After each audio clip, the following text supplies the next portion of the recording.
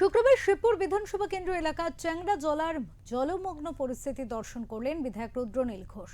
তিনি বলেন, ম্যাজিকের মতো প্রত্যাশা মিটিয়ে ফেলা সম্ভব নয়। পাহাড় প্রমাণ কাজ পরিকল্পনা করে ধীরে ধীরে সে কাজ আমাদের সরকার করবে। নিকাশি ব্যবস্থার কাজে ইতিমধ্যে ৪,৭০০ কোটি টাকা বরাদ্দ হয়েছে।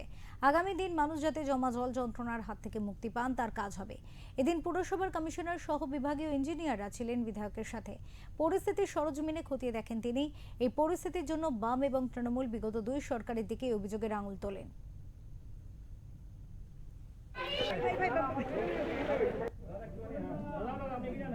দাদা আপনি আগে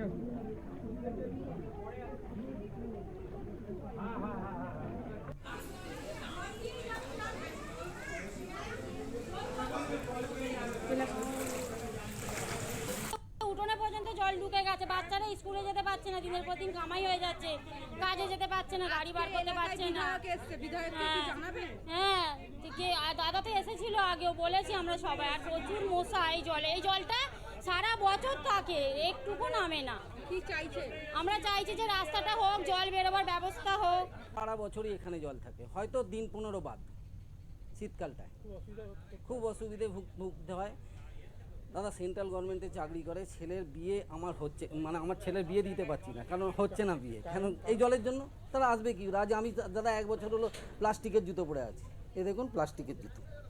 লোক আসে এসে আর এই জল দেখে হ্যাঁ একদম পরিষেবা। এই যে কালকেই যেমন বাইক ঢোকাতে পারা যায় না, অন্য লোকের বাড়িতে বাইক ঢুকিয়ে রেখে এসেছে, এরকম এতটা জল জমে যায়।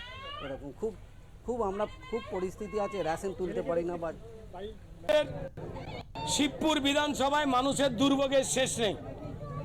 বৃষ্টি হলে জল হাঁটুর ওপরে, বৃষ্টি না হলে গোড়ালিতে। বিষাক্ত জল, দূষিত জল ব্যবস্থার সঠিকভাবে হওয়ার জন্য 4,700 কোটি টাকার প্ল্যানিং প্রকল্প তা পাস হয়েছে। ম্যাজিকের মতো তো প্রত্যাশা মিটিয়ে দেওয়া যায় না। পাহাড় প্রমাণ কাজ পরিকল্পনা করে ধীরে ধীরে সেই কাজ এই সরকার মানুষের জীবনকে সুন্দর করে তুলবে।